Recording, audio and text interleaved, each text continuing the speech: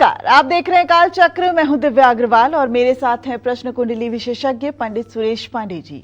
बहुत बहुत स्वागत है पंडित जी आपका। जल का सम्मान करेंगे तो पुण्य पाएंगे, जल की बर्बादी करेंगे तो बर्बाद हो जाएंगे। कैसे आपके लिए वरदान बन सकता है जल? जी हाँ, वैसे तो हम सभी ये बात जानते हैं कि जल ही जीवन है, लेकिन आज आप अपने दिल से पूछिए कि क्या आप पानी का सम्मान करते हैं या आप पानी की बर्बादी करते हैं? क्या आप पानी का दान करते हैं? क्या आप दूसरों को सच्चे मन से पानी पिलाते हैं? आज प्रश्न कुंडली विशेषज्ञ पंडित सुरेश पांडे जी आपको पानी से जुड़ी वो जरूरी बातें बताएंगे जिन्हें जानकर आप हैरान रह जाएंगे। पानी कैसे आपके जीवन से हर संकट और वास्तु दोष को दूर कर सकता है? पानी कैसे आपके रोग, दोष और शोक को खत्म कर सकता है? पानी कैसे आपके लिए वरदान साबित हो सकता है? ये सब कुछ आपको पंडित जी आज कालचक्र के माध्यम से बताने वाले हैं, तो बने रहिएगा हमारे साथ और देखते रहिएगा कालचक्र। अपनी चर्चा को शुरू करें उससे पहले पंडित जी से जानते हैं आज का शुभ मुहूर्त। आज 12 मई 2026 दिन मंगलवार। आज ज्येष्ठ कृष्ण पक्ष की 10वीं तिथि दोपहर 2:52 तक। इसके बाद एकादशी तिथि शुरू होगी। पूर्वा भाद्रपद नक्षत्र 1:17 तक। इसके बाद उत्तरा भाद्रपद नक्षत्र शुरू होगा। वैधृति योग रात 11:20 तक। इसके बाद विषकुंभ योग शुरू होगा। आज के कुछ अशुभ मुहूर्त भी हैं, जैसे मंगलवार है तो राहु काल रहेगा दोपहर 3 बजे से शाम 4:30 बजे तक, और यमगंड काल रहेगा सुबह 8:55 से सुबह 10:36 तक। गुलिक काल रहेगा दोपहर 12:18 से 1:59 तक। इन अशुभ समयों में किसी नए कार्य का शुभारंभ बिल्कुल न करें। जय मां विंध्यवासिनी।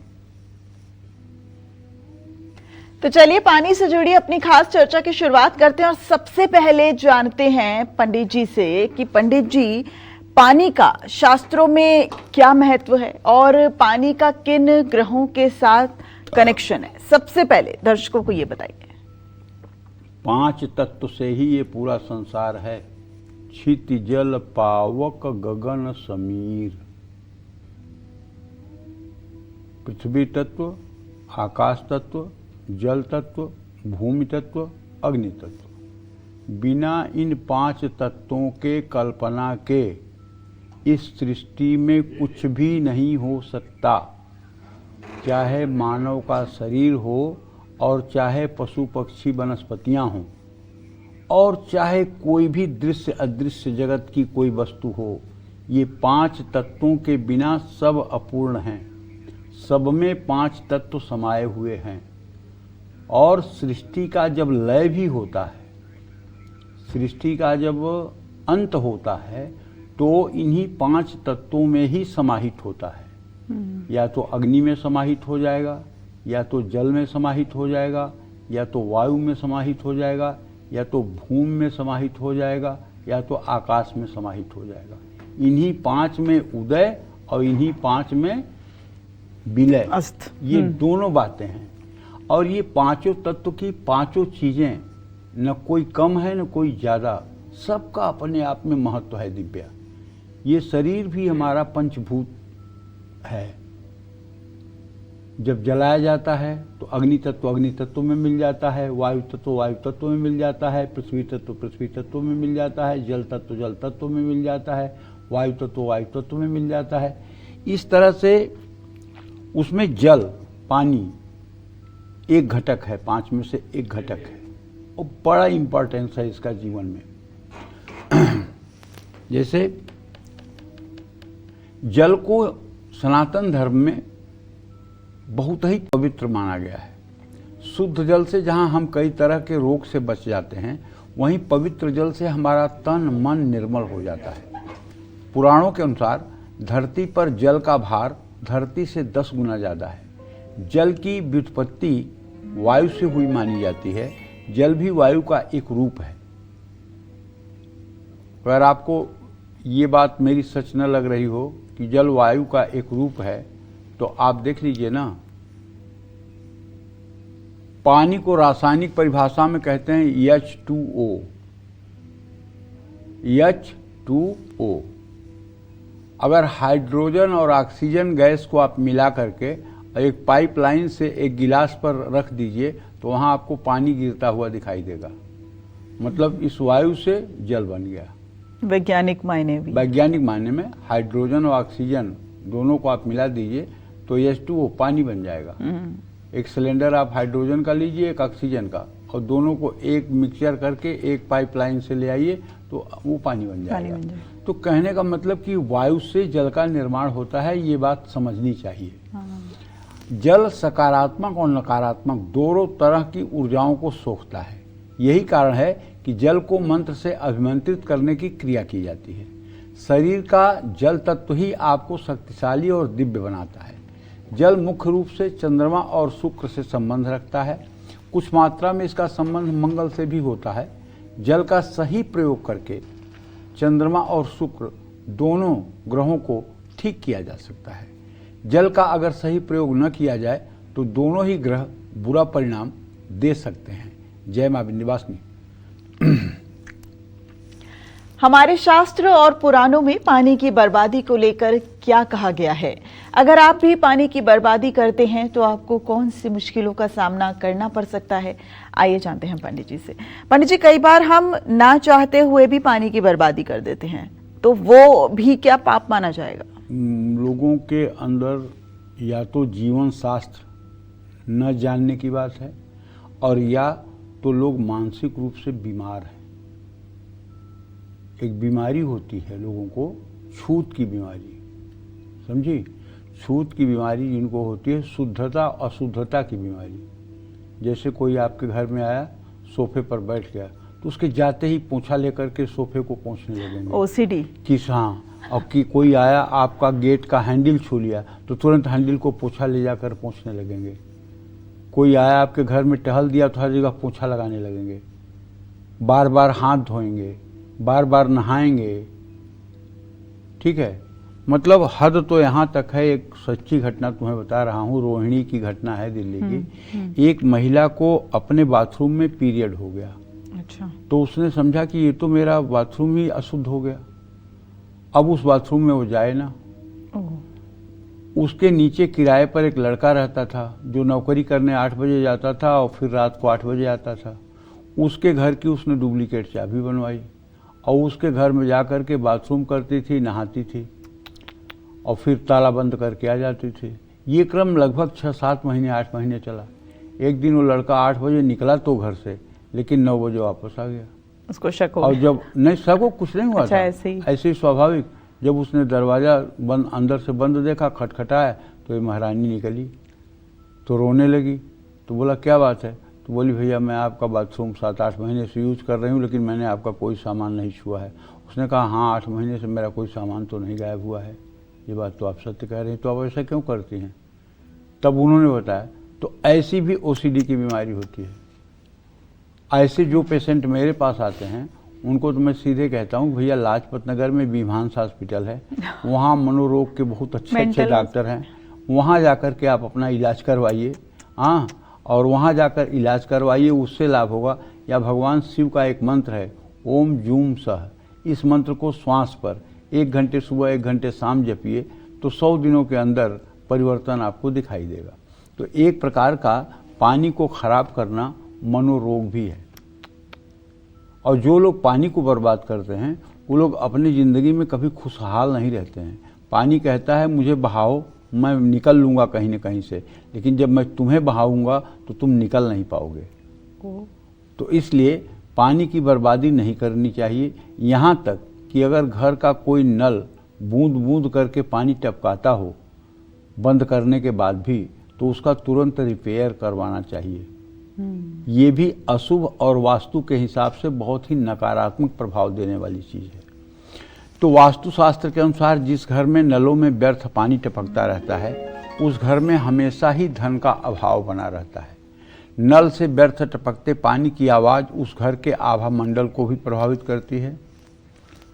स्कंद पुराण के अनुसार मलम मूत्रम पुरीशम च श्लेष्मम निष्ठिनाशु च गंडूषा चैव मुञ्जन्ति येते ब्रह्म हड़ई समा। जो मनुष्य नदी, तालाब या कुओं के जल में मल मूत्र, थूक, कुल्ला करते हैं या उसमें कचरा फेंकते हैं, उनको ब्रह्महत्या का पाप लगता है। ऐसे लोग कभी भी संपन्न नहीं हो पाते हैं। मैं उन लोगों से कहना चाहूँगा जो लोग जमुना जी में, गंगा जी में, नर्मदा जी में, बेत्रवती जी में, सरयू जी में ले जाकर के अपने घर का पूजन सामग्री फेंक देते हैं, ले जाकर के अपने घर का धार्मिक चीज़ों में प्रयोग हुई वस्तु डाल देते हैं, वो गलत करते हैं। उन्हें ऐसा नहीं करना चाहिए। उन्हें करना ये चाहिए कि अपने साथ एक खुरपी लेकर के जाएं और नदी के किनारे थोड़ा सा गड्ढा बना करके और उसी में वो सारी वस्तु डाल करके और गड्ढे को ढक दें। क्योंकि आपके कोई भी वस्तु को खराब डालने से जल में एक विषाक्त वातावरण पैदा होता है। पहले के ज़माने में, प्राचीन काल में, जब हमारे यहाँ तांबे के सिक्के चलते थे भारत में, आपने भी, अगर आपकी उम्र 50 साल से ज़्यादा होगी तो आपने तांबे के छेद वाले सिक्के ज़रूर देखे होंगे। तो उस समय तांबे के सिक्के चलते थे देश में। तो लोग जब नदियों के किनारे से गुजरते थे तो नदियों में लोग सिक्का फेंकते थे। तो सिक्का कौन सा होता था? तांबे वाला। तांबा जो है वो पानी को जो है शुद्ध कर देता है। अगर पानी में अशुद्धि भी हो तो तांबे में रख दीजिए तो शुद्ध हो जाता है। तांबे के लोटे में भर के रात भर पानी रखिए, सुबह उसको पीजिए, अमृत की तरह काम करेगा। तांबे के थर्मस में पानी रख करके सुबह पीजिए, वो आपको अमृत का काम करेगा। तांबे के संयोग से जल अपने मतलब कि दूषण को खत्म कर देता है। लेकिन अब वही ट्रेंड चला आ रहा है पैसा डालने वाला। अब ट्रेनों में बैठ करके हम आते हैं तो देखते हैं कि जहां ट्रेन गंगा जी के पुल पे चढ़ी और तहां लोग जेब में से सिक्का निकाल कर खिड़कियों से फटाफट फेंकना शुरू करते हैं। अरे ये सिक्के मत फेंको, इससे जहर पैदा होता है। ये लेड, ये जो सिक्का है स्टील वाला, इससे पानी में जहर पैदा होता है, इससे पानी में अमृत नहीं पैदा होता है। तांबे के सिक्के फेंकना चाहिए। इसलिए तुम कहीं धर्म करने के नाम पे अधर्म तो नहीं कर रहे हो। तांबे का सिक्का फेंकने से जल शुद्ध होता है। ये वाला सिक्का तो जाकर के जहर घोलेगा पानी में।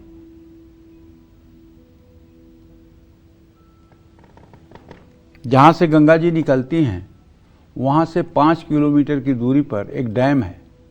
उस डैम में बिजली बनती है और उस डैम के आगे के पानी का वैज्ञानिक परीक्षण और डैम के पहले के पानी के परीक्षण में 100 गुना अंतर है। बहुत से ऐसे तत्व हैं जो पानी में मनुष्य के लिए अमृत समान हैं, वो डैम में जाने के बाद और बिजली के संयंत्रों के स्पर्श में आने के बाद वो तत्व नष्ट हो जाते हैं। विज्ञान ने विकास तो किया है, इसमें कोई दो राय नहीं, लेकिन बहुत सी चीजें विनाश की तरफ भी बढ़ी हैं। बहुत से लोगों को रात में भी स्नान करने की आदत होती है। हमारे विंध्याचल में तो कोई ऐसा स्त्री पुरुष नहीं होगा जो सायंकाल स्नान न करे। कोई ऐसा स्त्री पुरुष नहीं होगा जो सायंकाल स्नान न करे। लेकिन हाँ, ये उन्हीं लोगों को लिए कह रहा हूँ जो लोग मंदिर जाते हैं। जो लोग मंदिर नहीं जाते हैं उनकी बात नहीं है। जो लोग मंदिर जाते हैं वो लोग गंगा स्नान जरूर करते हैं, वो लोग स्नान जरूर करते हैं। क्यों? अगर उनसे कभी पूछा जाए तो कहते हैं अगर मैंने किसी को छू लिया और उसने जाके माँ को छू लिया तब क्या होगा। इसलिए हमें नहा करके और साफ कपड़ा भी पहनना पड़ता है। तो विंध्यवासिनी एक ऐसी जगह है जहाँ लोग प्रातः सायं दोनों समय स्नान करते हैं और दोनों समय बिना पहना हुआ कपड़ा पहनते हैं। तो कहने का मतलब यह है, पानी हमें पवित्र भी करता है, पानी हमें शुद्ध भी करता है, लेकिन अगर पानी को बर्बाद करने की आदत हो जाए तो पानी हमें बर्बाद भी करता है। जय मां विंध्यवासिनी। तो पानी का सही इस्तेमाल न करने पर कौन से ग्रह दोष आपको प्रभावित कर सकते हैं, ये भी जानकारी पंडित जी से लेंगे। लेकिन इस वक्त एक कालचक्र की दर्शक हमारे साथ लाइव जुड़ गई हैं। माया देवी जी बिहार के भागलपुर से हमारे साथ जुड़ गई हैं। माया देवी जी, बहुत स्वागत है आपका कालचक्र में। पंडित जी से अपना प्रश्न कीजिए। प्रणाम पंडित जी। हाँ, सदा सुखी रहिए। पंडित जी, मेरा 3 सवाल है। जी। पंडित जी, हम अपने पति के बारे में पूछना चाहते हैं। उनका उम्र है 45 साल, उनका मैंने की नौकरी छूट गया था, का वो क्या चीज का बिजनेस करे? उनका नाम है ध्रुवनाथ सिंह। क्या चीज का बिजनेस करे तो चले बढ़िया। और दूसरा सवाल है कि उनका भाई का 3 गो मैंने की 2 लड़का 1 लड़की।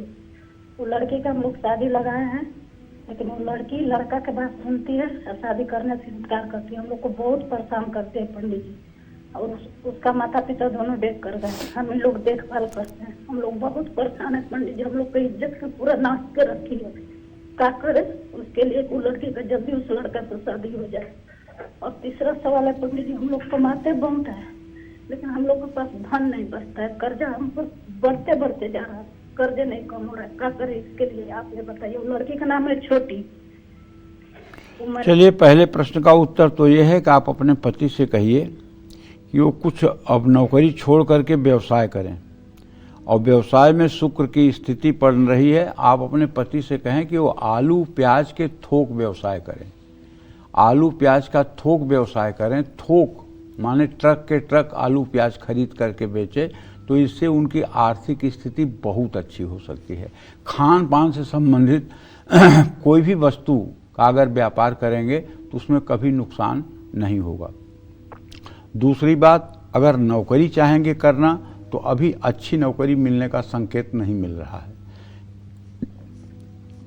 जो आपने अपने बेटी के विवाह के बारे में पूछा है, उसके बारे में तो मैं यही कहना चाहूँगा कि आप शिव मंदिर 40 दिन जाइए और भगवान शिव को जल दूध बेलपत्र अर्पित करिए, घी का दिया जलाइए और भगवान शिव से प्रार्थना करिए कि उस लड़की को सद्बुद्धि मिले और वो सही रास्ते पर चले।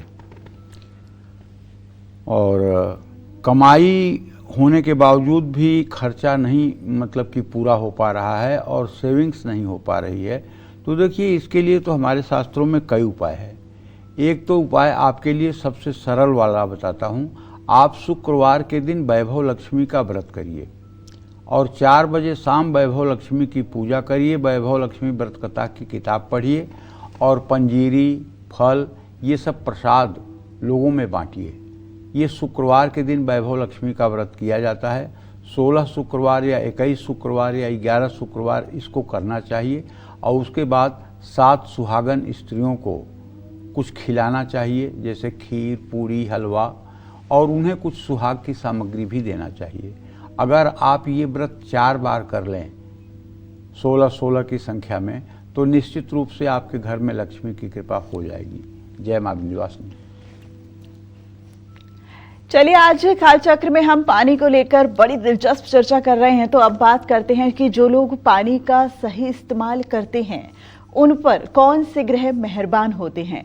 साथ ही जो लोग पानी की बर्बादी करते हैं उनको कहां कहां नुकसान और परेशानियों का सामना करना पड़ सकता है। आइए जानते हैं पंडित जी से। पंडित जी, अब कुछ भी हो जीवन में, अच्छा या बुरा, तो हम ये तो सोच ही नहीं सकते कि हम पानी की बर्बादी कर रहे होंगे तो हमारे साथ बुरा हो रहा है। तो हमें कैसे पता चलेगा कि हम कहाँ गलत हैं? जहाँ आपको जितने पानी की आवश्यकता है उससे ज़्यादा अगर पानी आप वेस्ट कर रहे हैं, जितने कम से कम पानी में आपका काम चल सकता है उसको अगर आप नहीं कर रहे हैं, तो ये पानी की बर्बादी ही है।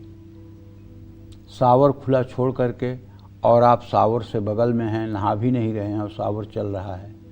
नल खुला है और आप उसका यूज भी नहीं कर रहे हैं, नल का पानी बेसिन में बहा जा रहा है, ये भी पानी की बर्बादी है। और एक बात सुनो बेटा, बिना पानी के सृष्टि का कोई अस्तित्व ही नहीं है। तुम्हें बताऊं कि जब वशिष्ठ जी को ब्रह्मा जी ने कहा, ब्रह्मा जी के पुत्र हैं वशिष्ठ जी, कहा कि जाओ तुम पृथ्वी पर और तुम जाकर के इक्ष्वाक वंश के जो है पुरोहित बन जाओ। तो उन्होंने कहा ना ना ना ना, पुरोहित बनने में बहुत नुकसान होता है और पुरोहित बनने में भगवान का भजन छूट जाता है और भगवान का दर्शन नहीं होता है। मैं पुरोहित ना बनूंगा, प्रभु का दर्शन नहीं होगा। तो उन्होंने कहा ऐसा है कि तुम जाओ, मैं कह रहा हूं, मेरे कहने से पुरोहित बन जाओ। इसी वंश में प्रभु श्री राम, श्री हरि विष्णु प्रभु श्री राम के रूप में अवतार लेंगे और तुम उनका अजन्मा संस्कार कराओगे, जात संस्कार कराओगे, कर्ण छेदन कराओगे, चौल मुंडन संस्कार कराओगे, नामकरण करोगे, अन्नप्राशन कराओगे और यहाँ तक कि उनके उंगलियों को पकड़कर उनको लिखना सिखाओगे और तो और उनका राज्याभिषेक कराओगे और उन्हें 11,000 वर्ष तक राजगद्दी पर बैठे हुए देखोगे। और कोई तो 2 दिन 4 दिन के लिए भगवान का दर्शन करता है, तुम्हें इतना लंबा समय प्रभु के सानिध्य का मिलेगा। इस पर विश्वामित्र खुश हो गए, तो पृथ्वी पर आ गए। अब पृथ्वी पर क्या करें, तो उन्होंने भगवान से प्रार्थना की, ब्रह्मा जी से। तो पूरा, मैं अतिशयोक्ति नहीं कह रहा हूँ और शास्त्र की बात कह रहा हूँ, पूरा का पूरा बैकुंठ उठ करके आकर के अयोध्या के रूप में बस गया विश्वामित्र की तपस्या से। ये अयोध्या जो है ये बैकुंठ है, इसी को साकेत कहते हैं। आदि नगरी अयोध्या है, विश्व का पहला नगर अयोध्या है और विश्व की जितनी सृष्टि है सब अयोध्या से प्रकट हुई है। विश्व की पहली नगरी अयोध्या है। जब नगरी हो गई तो वहां जल चाहिए था, पानी चाहिए था। तब मनु महाराज ने तपस्या करके, कहते हैं कि एक बार ब्रह्मा ने भगवान की स्तुति की और भगवान श्री हरि विष्णु प्रकट हुए। और जब प्रकट हुए तो मतलब इतना भाव विभोर हो गए ब्रह्मा जी रोने लगे और उन्हें देख करके भगवान विष्णु के भी दोनों आंखों से जल की धारा निकली। उस दोनों धारा को अपने हाथ में लेकर के जल को और ब्रह्मा जी ने एक सरोवर में डाल दिया जिसका नाम मानस सरोवर, आज मान सरोवर के नाम से। वो भगवान विष्णु के नेत्रों से निकला हुआ शुद्ध जल है। तब नदी के लिए इक्ष्वाकु वंश के प्रथम राजा ने अपने बाण से मान सरोवर से एक नदी का प्रादुर्भाव किया जिसका नाम है सरयू नदी। आदि नदी है सरयू नदी। इनसे पहले न गंगा थी धरती पर, न जमुना थी धरती पर, न बेत्रवती, न नर्मदा। सारे 18 महापुराणों को कोई पढ़ ले, मैं चैलेंज के साथ कह सकता हूं, लेकिन कोई ये नहीं कह सकता कि सरयू आदि नदी नहीं है। पहली नदी है सरयू। और सरया एक जगह है कुमायूं मंडल में, वहां से ये निकलती हैं। कुमायूं मंडल गढ़वाल का जो है, गढ़वाल और कुमायूं मंडल है ना, तो वो उत्तरांचल में, तो वहां से ये निकलती हैं, इसीलिए सरयू नाम पड़ा। हाँ, और जहां से ये निकलती हैं वहां से एक पहाड़ है जो बर्फों से एकदम आच्छादित है, लेकिन जहां ये निकलती हैं, मुख्य इनका जहां स्रोत है, वहां एक काले रंग का शालिग्राम की शिला है और उसी शिला के मुंह से इनका प्रादुर्भाव होता है। ऐसा लगता है जैसे दूध गिर रहा है, ऐसा लगता है वहां पे कि जैसे दूध गिर रहा है। और इक्ष्वाकु वंश के जो राजा इक्ष्वाकु थे, उन्होंने बाण से उनको रास्ता दिया और वो सरयू जो है वो अयोध्या से बह करके आगे गई हैं, तो उनका नाम कुछ दिनों के बाद घग्घर रख दिया गया था। और बाद में घाघरा के नाम से प्रसिद्ध हो गई, क्योंकि आगे वो सरयू अयोध्या के आगे घर घर की आवाज करती थी, इसलिए उनका नाम घग्घर और घाघरा रख दिया गया था। लेकिन सही में अब योगी सरकार ने उसको फिर से घाघरा का नाम सरयू कर दिया है। समझ रहे हो? तो आदि नदी है सरयू और सरयू के जल को अमृत कहा गया है। आज भी जितने अच्छे अच्छे मतलब कि मठ मंदिर हैं अयोध्या जी में, संत हैं, सब सरयू का जल पीते हैं और सरयू के जल से ही भगवान की रसोई होती है। सरयू का जल आज भी पवित्र है और भगवान करें कि उसी तरह से हमारा जमुना जल भी पवित्र हो जाए। बिल्कुल। तो कहने का मतलब यह है कि पानी के सही इस्तेमाल से आप अपने शरीर को शुद्ध कर सकते हैं। पानी के इस्तेमाल से आप अपनी भावनाओं पर काबू पा सकते हैं। पानी के सही इस्तेमाल से आपके रिश्ते मजबूत होते हैं। आपकी भावनाओं को दूसरे लोग बेहतर समझ सकते हैं। आप जितना पानी पिएंगे उतना ही स्वस्थ रहेंगे। पानी की बर्बादी करना अपने दुर्भाग्य को निमंत्रण देना है। अगर आप क्रिएटिव फील्ड से जुड़े हुए हैं तो आपको बहुत सफलता मिलेगी यदि आप पानी का सम्मान करेंगे। पानी बचाने और उसकी बर्बादी रोकने से न सिर्फ चंद्रमा और शुक्र मजबूत होता है बल्कि मन भी शांत रहता है। जो लोग पानी की बर्बादी करते हैं वो हमेशा दूसरों से दबे रहते हैं। ऐसे लोगों का दिमाग हमेशा भ्रमित रहता है। इनको मानसिक परेशानियों की भी समस्या हो सकती है। जो लोग पानी की बर्बादी करते हैं वो वास्तविकता से दूर रहते हैं और इसका इनको हमेशा नुकसान उठाना पड़ता है। जो लोग पानी की बर्बादी करते हैं या बहुत ज़्यादा पानी इस्तेमाल करते हैं उनको अपने मन पर काबू नहीं रहता है और उनको आर्थिक परेशानियों का सामना करना पड़ता है। कहने का आशय ये है, पानी वरुण देव का ही एक स्वरूप है और इनका सम्मान होना चाहिए और पानी का अपव्यय नहीं होना चाहिए। जल ही जीवन है, इसलिए एक एक बूंद जल का भी सदुपयोग करना चाहिए। जय मां विंध्यवासिनी। तो पंडित जी, फिर तो ये कह सकते हैं कि सेहत के साथ साथ किस्मत कनेक्शन भी है पानी का। बिल्कुल है, 100% है। पानी गए न उबरे मोती मानुष चून। पानी चला जाए तो आदमी किसी काम का नहीं। बिल्कुल। पानी चला जाए तो मोती न उबरे और पानी चला जाए तो चून न उबरे। चूना जो होता है खाने वाला, वो चूना अगर पानी उसका एक बार सूख जाए तो फिर उसमें अमृत डाल के भी उसको उपयोगी नहीं बनाया जा सकता। किसी मनुष्य का अगर सम्मान चला गया तो फिर उसका जीवन बोझ हो जाता है और मोती में अगर स्वाति का पानी नहीं गया तो मोती कभी बन नहीं सकती। तो पंडित जी, रहीमन पानी राखिए बिन पानी सब सून। पानी गए न उबरे मोती मानुष चून। पानी का बड़ा महत्व है बेटा शास्त्रों में। आपने तो ये भी पंडित जी बताया कि जो पानी का सही इस्तेमाल करते हैं वो मन उनका शांत रहता है, लेकिन जो बर्बादी करते हैं वो मानसिक असंतुलन भी बना रहता है। तो चंद्रमा और शुक्र का कहीं ना कहीं परस्पर मेल है। और चंद्रमा मन का कारक ग्रह है। चंद्रमा मनसो जाता है। चंद्रमा मन का कारक ग्रह है और चंद्रमा की वस्तुओं का जब हम खराब इस्तेमाल करते हैं, सही सदुपयोग नहीं करते हैं, तो मन की स्थिति विकृत होती है। इसीलिए कई प्रोग्राम में हमने बताया है कि अगर आपको मानसिक बेचैनी रहती है या एंजाइटी रहती है या आप अपने को डिप्रेस महसूस करते हैं या आपके चेहरे पे खुशी नहीं रहती है, तो आप सुबह उठिए और शौच से निवृत्त होने के बाद और नहाने से पहले एक थाली में पीतल के थोड़ा सा चावल रख लीजिए, आधा किलो, और उस चावल में अपने दोनों हाथ 2 मिनट तक रगड़ करके और फिर चावल को कपड़े से ढक करके छोड़ दीजिए और 10 मिनट तक हाथ मत धोइए। आप देखिए आपके अंदर कैसे पॉजिटिविटी आती है, कैसे आपका आभा मंडल बढ़ता है, कैसे आपके अंदर सकारात्मक ऊर्जा का संचार होता है। और ये चावल आप महीनों महीनों यूज कर सकते हैं। जब आपको इसे यूज न करना हो तो इसमें थोड़ी सी चीनी या गुड़ डालकर इसका भात बना करके गायों को आप खिला दें। अच्छा, तो ये भी एक बहुत बड़ा तरीका है। क्यों? अन्न में सबसे ज़्यादा चुंबकत्वीय शक्ति होती है। अन्न में सबसे ज़्यादा चुंबकत्वीय शक्ति होती है।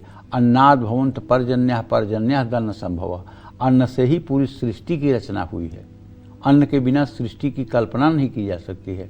अन्न का शाब्दिक अर्थ ये नहीं है कि चावल गेहूँ और धान मकई, अन्न की ये परिभाषा नहीं है, बल्कि अन्न उन सभी चीज़ों का वाचक है जिससे शरीर का पोषण हो सकता है, जिससे शरीर का पोषण हो सकता है, जिससे शरीर में रक्त बन सकता है, जिससे शरीर का विकास हो सकता है। वो सारी चीज़ें अन्न की श्रेणी में आती हैं। अन्न का मतलब लोग ये समझते हैं कि धान, चावल, गेहूँ, मकई यही समझते हैं, लेकिन नहीं। अन्न का व्यापक अर्थ है कि जिस चीज़ों से, जिस खाद्य पदार्थ से आपके जीविका का निर्वाह हो सकता है, वो सब अन्न के ही परिभाषा के अंतर्गत आते हैं।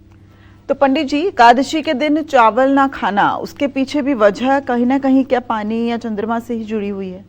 बिल्कुल पानी से जुड़ी हुई है, क्योंकि एकादशी की तिथि जो होती है वो जल प्रधान तिथि होती है। ठीक है। और जब उस दिन आप मतलब कि जो है चावल खाएंगे तो आपके शरीर में जल तत्व बढ़ेगा, और जल तत्व बढ़ेगा तो आपका मन मस्तिष्क एकाग्र नहीं रहेगा, आपके मस्तिष्क में मलिनता आएगी, आप भोग वासनाओं की तरफ आकृष्ट होंगे, आपके अंदर सात्विक गुणों का ह्रास होगा, जिससे आपकी आयु शक्ति कमजोर होगी।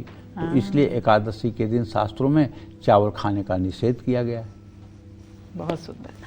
तो चलिए, आपको आज हम जल से जुड़ी इतनी दिलचस्प जानकारी बता रहे हैं, तो आज का कालचक्र बिल्कुल भी मिस मत कीजिएगा। और अब जानते हैं एक साथ कुंडली के 5 ग्रहों को मजबूत करने के लिए आपको पानी से जुड़े कौन से उपाय करने चाहिए। चलिए जानते हैं पंडित जी से। पंडित जी, एक साथ 5 कुंडली के हम शो को कंट्रोल कर सकते हैं पानी से, इतना शक्तिशाली है। सही बात तो ये है ना कि पानी के बारे में ये पंच तत्व है। इस पंच तत्व के बारे में हम क्या कहेंगे, इसके बारे में तो देवी देवता भी कहने में सामर्थ्यवान नहीं है। घर आए मेहमान को साफ और ठंडा जल पिलाने से राहु ठीक हो जाता है। हर रोज सुबह उठकर पेड़ पौधों में पानी डालने से बुध ग्रह ठीक हो जाता है, शुक्र ग्रह ठीक हो जाता है, सूर्य ठीक हो जाता है और चंद्रमा शुभ परिणाम देते हैं। घर में पानी की बर्बादी ना होने दें। चंद्रमा को मजबूत करने के लिए घर में ढेर सारे फूलों वाले पौधे लगाएं और उनको हर रोज पानी दें। चांदी के गिलास में पानी पिएं। शुक्र ग्रह को मजबूत करने के लिए सुबह और शाम शुद्ध जल से स्नान करें। पानी में इत्र चंदन डालकर स्नान करने से भी शुक्र मजबूत होता है। शुक्र को मजबूत करने के लिए कांच के गिलास में पानी पिएं। कुंडली में शुक्र खराब हो तो पानी के बर्तन जैसे जग, गिलास का सेट, वाटर प्यूरिफायर किसी को उधार न दें। आप मांगलिक हैं तो एक लोटे में पानी लेकर उसमें चंदन, तुलसी, दूध और शहद मिलाकर किसी फलदार पेड़ पर चढ़ाएं। शनिवार के दिन पीपल के पेड़ पर जल चढ़ाना शुभ फल प्रदान करता है, इसमें कोई संशय नहीं है। जय मां विंध्यवासिनी।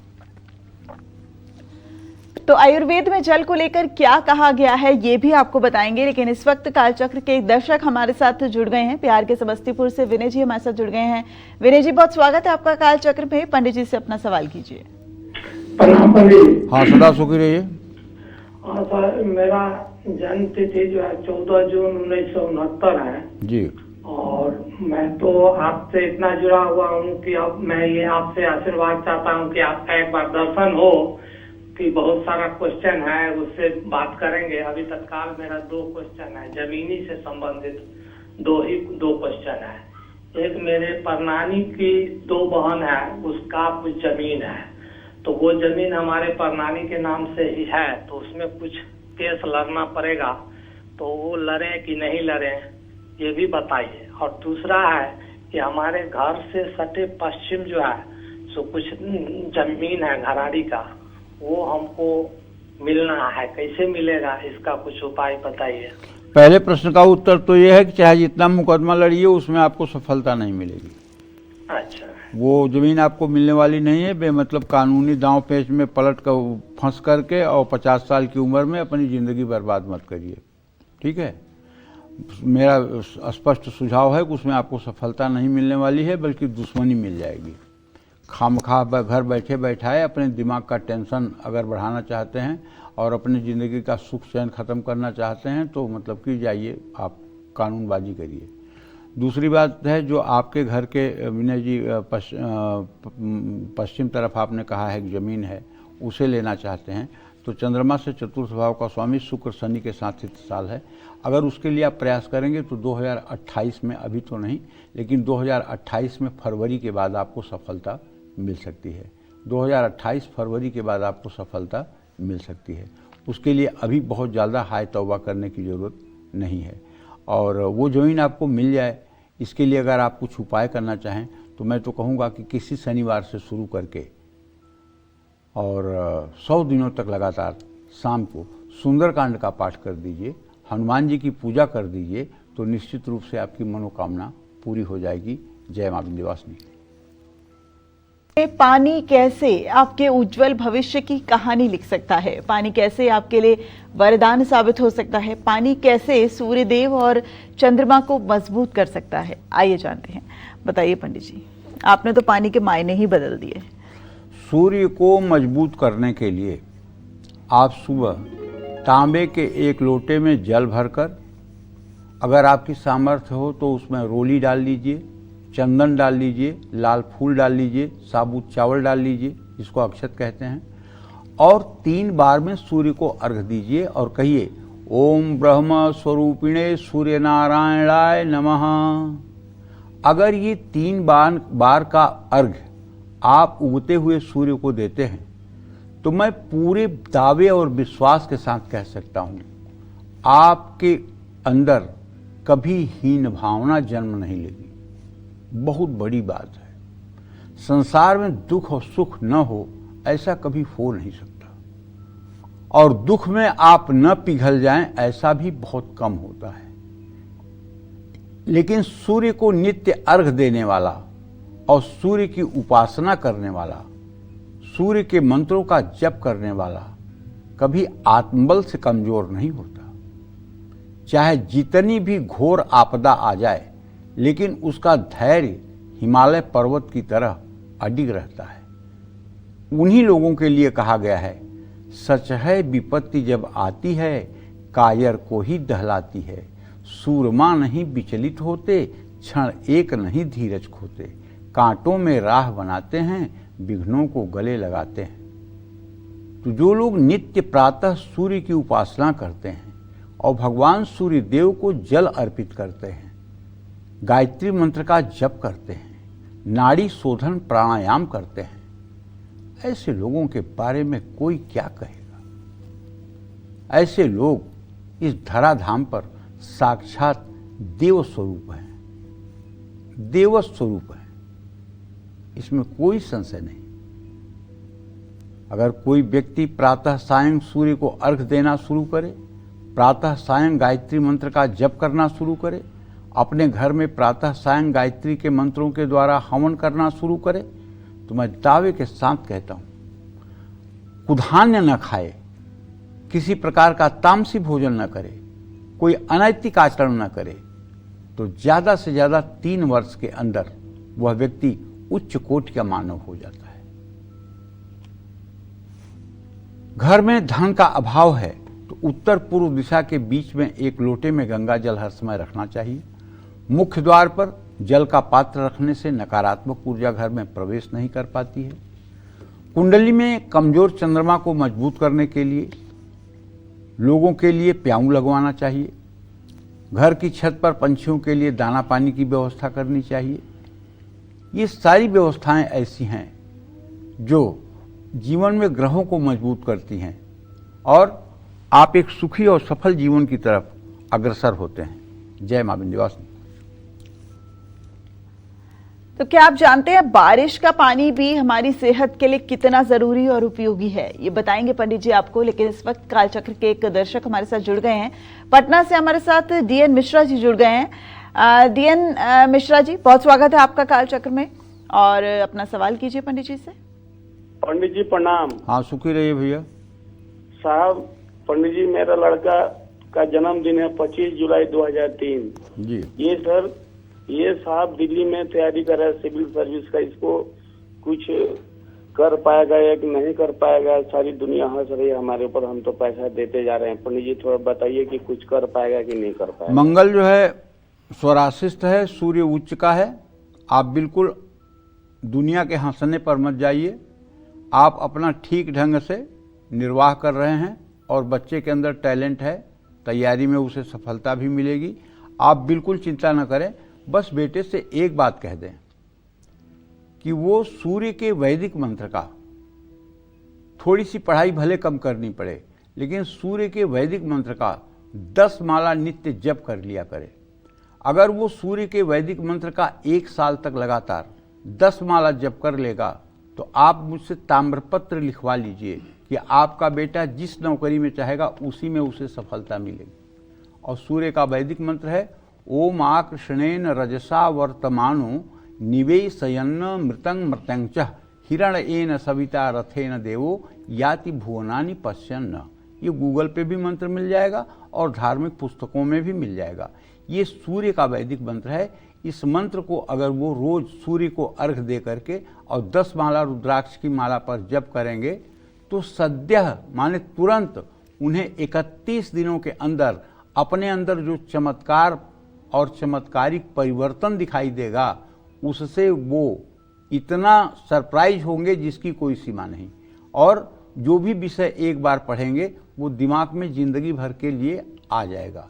इसलिए मैं चाहूँगा कि वो सूर्य की साधना करके अपने लक्ष्य को प्राप्त करें।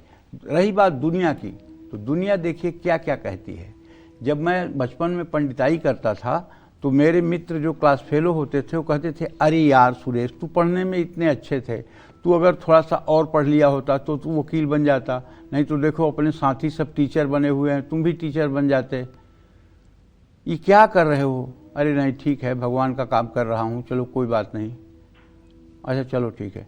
समय बीतता गया बीतता गया बीतता गया, 47-48 साल की उम्र के बाद अब वही मित्र जब मेरे मिलते हैं कहते हैं, यार तुम कितने अच्छे हो।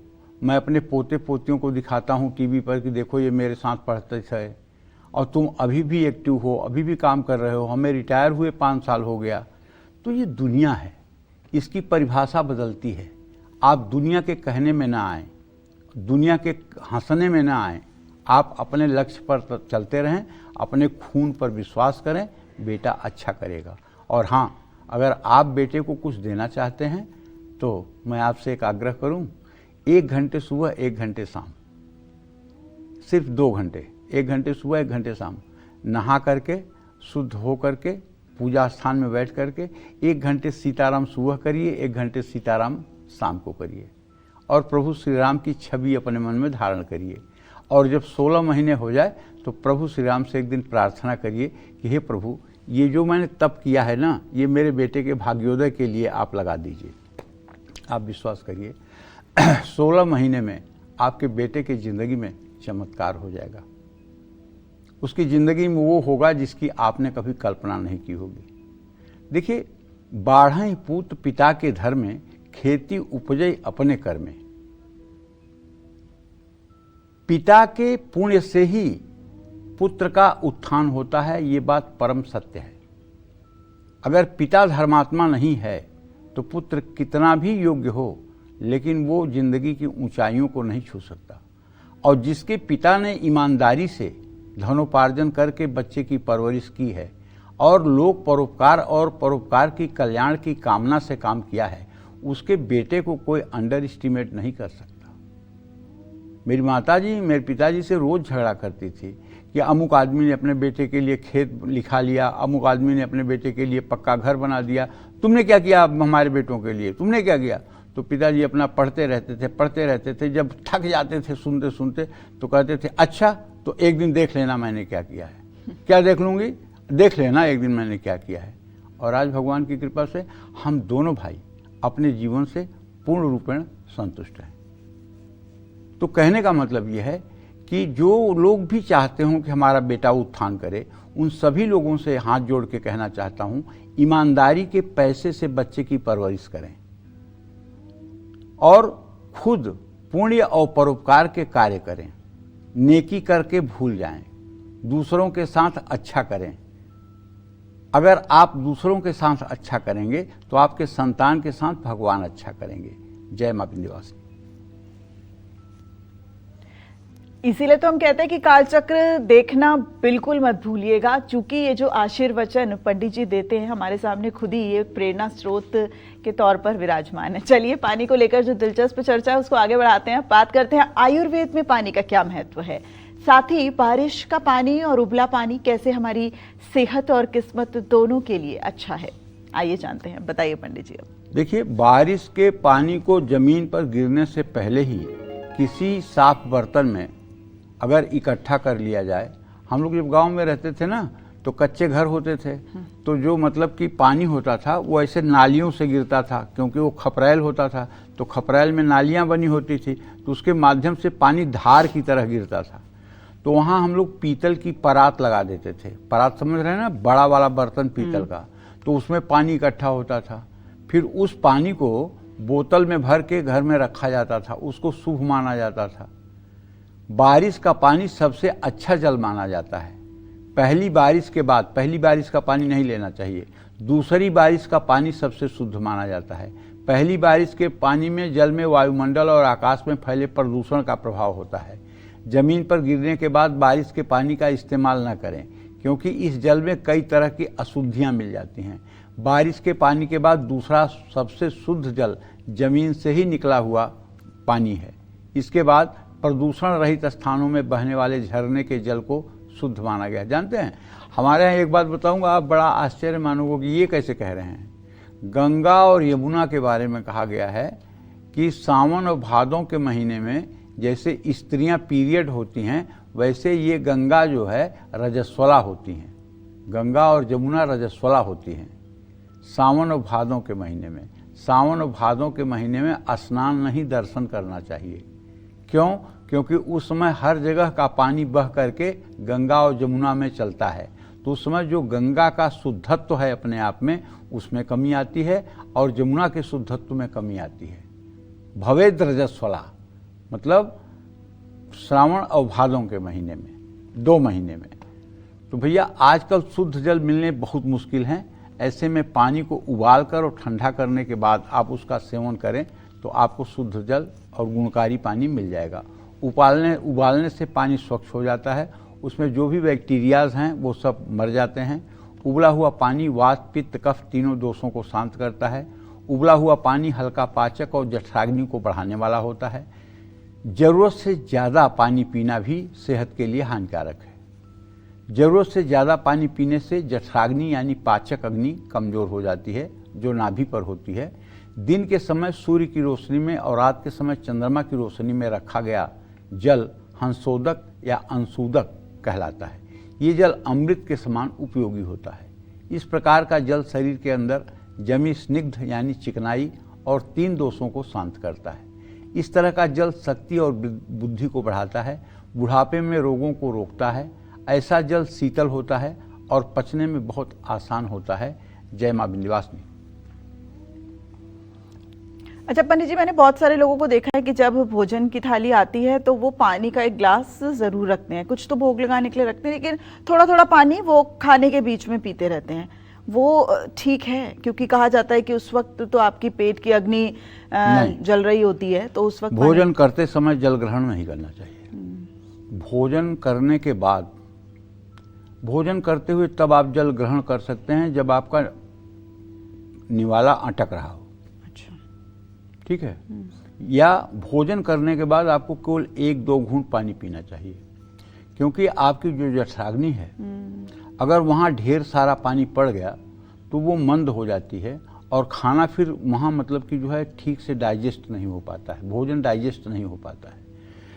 भोजन करने के 1.5 घंटे बाद जल पीना चाहिए, तब वो स्वास्थ्य के लिए अच्छा है और वो जठराग्नि के लिए अच्छा है। भोजन करते समय पानी पीना एक प्रकार के रोग को निमंत्रण देना है, और हर निवाले के बाद पानी पीना ये तो मतलब कि एकदम बीमार व्यक्ति का लक्षण है। भोजन करने के 1.5 घंटे के बाद जल ग्रहण करना चाहिए। भोजन करने के बाद तो 1-2 घूंट जल ग्रहण करना चाहिए, ताकि श्वास नली में जो भोजन है, खाने वाली नली में जो भोजन है वो आमाशय तक पहुंच जाए। तो इस तरह से सावधानी बरतनी चाहिए। चलिए, पानी से जुड़ा वास्तु दोष आपके परिवार में रोग, दोष और शोक को बढ़ा सकता है। इसके लिए आपको पानी से जुड़ा सही वास्तु जरूर जानना चाहिए। तो जानते हैं पंडित जी से।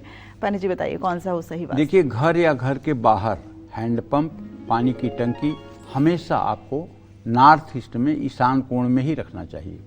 उत्तर पूर्व यानी ईशान कोण में पानी का पंप या पानी की टंकी या पानी का अंडर वाटर टैंक परिवार को सुखी बनाता है।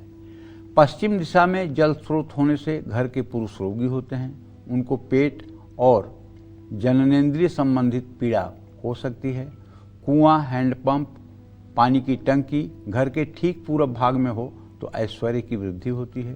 कुआं, हैंडपंप, पानी की टंकी घर के ठीक उत्तर दिशा की हो तब भी शुभ होता है, इससे भी घर में सुख शांति की वृद्धि होती है। पानी का स्थान कुआं, हैंडपंप या टंकी घर की दक्षिण पश्चिम दिशा में हो तो गृहस्वामी और परिजनों को मृत्यु तुल्य कष्ट मिलता है। लेकिन इसका एक अपवाद, अगर आप शहरों में रहते हैं या आप ऐसी जगह रहते हैं जहां आपको पानी की टंकी ऊपर लगाना है, तो पानी की टंकी आप ऊपर दक्षिण पश्चिम के कोने में ही लगाएंगे, मास्टर बेडरूम के ऊपर ही लगाएंगे, और वहां से पानी का कनेक्शन पूरे घर में जाएगा। वो दोषी नहीं होगा, क्योंकि दक्षिण पश्चिम का कोना भारी होना ही जरूरी है, इसलिए पानी का टैंक वहां ही होना चाहिए। उसे उत्तर पूर्व के कोने में आप नहीं कर सकते, वो कोना वजनी हो जाएगा। अंडर वाटर टैंक आप उत्तर पूर्व के कोने में, ईशान कोण में कर सकते हैं। क्यों? क्योंकि वहाँ पानी इकट्ठा जरूर होगा, लेकिन पानी का यूज वहाँ नहीं होगा। पानी का यूज वॉशरूम और किचन में होगा। तो इसलिए वहाँ टंकी रखना जो है दुखदाई या दोषदायी नहीं होगा। ये बात भी ध्यान रखना चाहिए।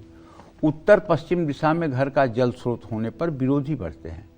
दक्षिण पूर्व दिशा में जल स्रोत होने से अपने ही बच्चों से विवाद होता है। कुआं, हैंडपंप, पानी की टंकी घर की दक्षिण दिशा में हो तो गृहस्वामी को पत्नी का सुख नहीं मिलता है। परिवार की महिलाओं में आपस में मतभेद रहता है और रोग उत्पन्न होते हैं। कुआं, हैंडपंप, पानी की टंकी घर के ब्रह्मस्थान में हो तो भारी धन हानि होती है। ब्रह्मस्थान उसे कहते हैं जो घर का एकदम मध्य भाग हो।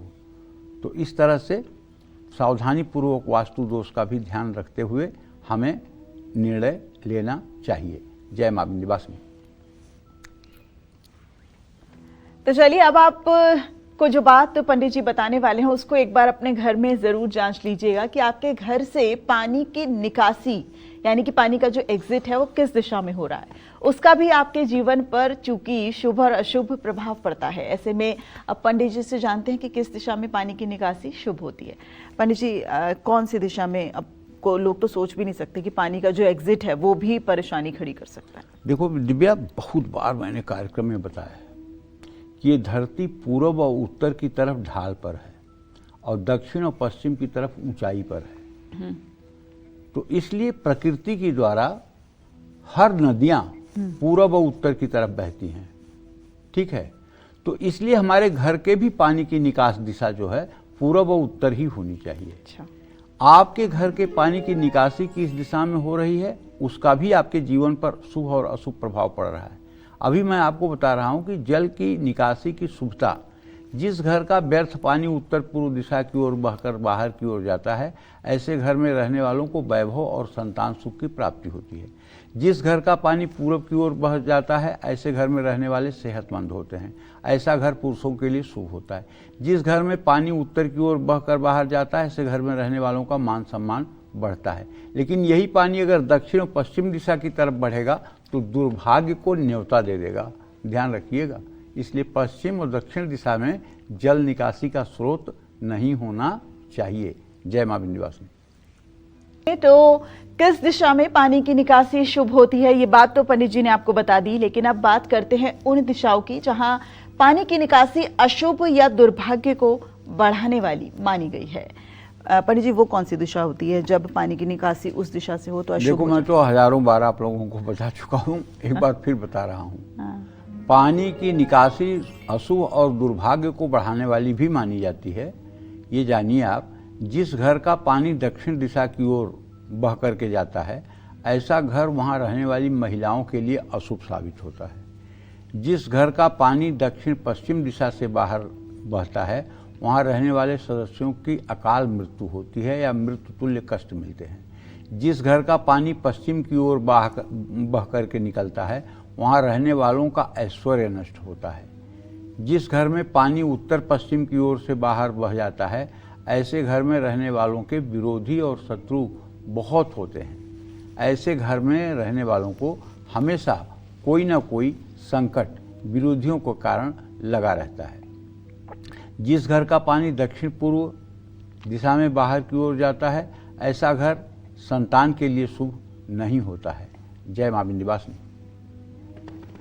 तो 3 तरीके कौन से हैं जिससे कि आप पानी को पवित्र कर सकते हैं वो भी जानेंगे, लेकिन इस वक्त कमलेश जी हमारे साथ जुड़ गई हैं। कमलेश जी, बहुत स्वागत है आपका कालचक्र में। पंडित जी से अपना सवाल कीजिए।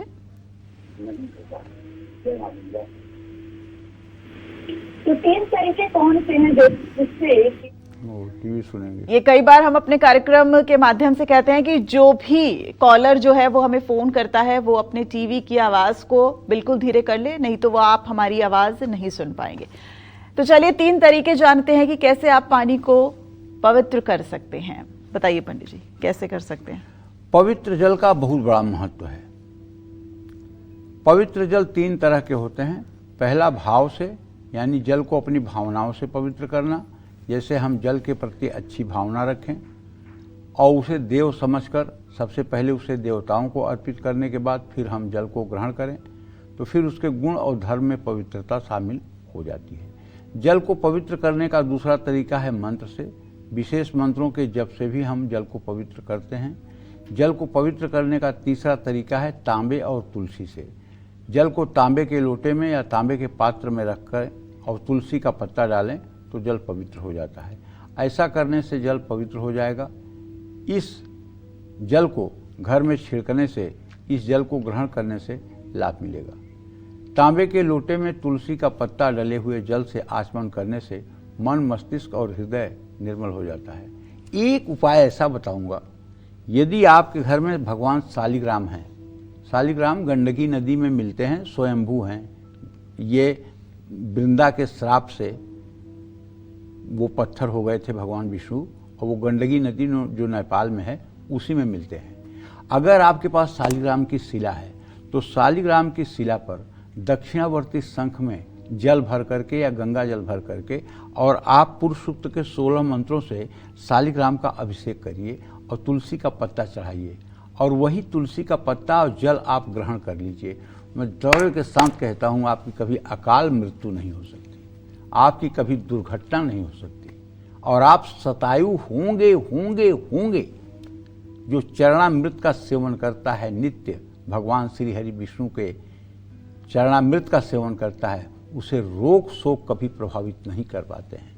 ये आज भी कलयुग में उतना ही सत्य है जितना सूर्य का पूरब तरफ उदय होना सत्य है। जय मां विंध्यवासिनी। तो चलिए अब आपको बताएंगे वो 3 राशियां जो कि जल तत्व की राशियां मानी जाती हैं, लेकिन इससे पहले कालचक्र के एक दर्शक हमारे साथ जुड़ गए हैं। गाजियाबाद से सुदेश जी हमारे साथ जुड़ गए हैं। सुदेश जी, बहुत स्वागत है आपका कालचक्र में। जल्दी से पंडित जी से अपना सवाल कीजिए। हाँ जी, प्रणाम पंडित जी। हाँ, सदा सुखी रहिए। पंडित जी, मैं अपने बड़े बेटे के बारे में पूछना चाहती हूँ। उसका जो है जन्म डेट ऑफ बर्थ है 31/7/1998 98। जी जी। और टाइम है 6:25 सुबह के। ठीक है। जन्म स्थान है हिमाचल प्रदेश। जी। पंडित जी, मैं उसकी शादी के बारे में पूछना चाहती हूँ। उसकी कहीं बात ही नहीं बन रही है और पंडित जी बताओ उसका कैसे, थोड़ा बहुत आगे बताओ, उसके बारे में, भविष्य के बारे में बताओ और पंडित जी शादी के बारे में बताओ। विवाह का योग बना हुआ है, चिंता मत करिए। 2 जून से लेकर के फरवरी 2027 तक आपके बेटे का शुभ विवाह हो जाएगा, इसमें कोई संदेह नहीं है। अगर कुछ उपाय करना चाहती हो तो चने की भीगी हुई दाल बुधवार को भिगा दो और बृहस्पतिवार को चने की भीगी हुई दाल और गुड़ 16 बृहस्पतिवार किसी गैया मैया को खिला दो। इससे आपके बेटे को सुंदर सी पत्नी मिल जाएगी और अच्छे परिवार में विवाह हो जाएगा। जय मां विंध्यवासिनी।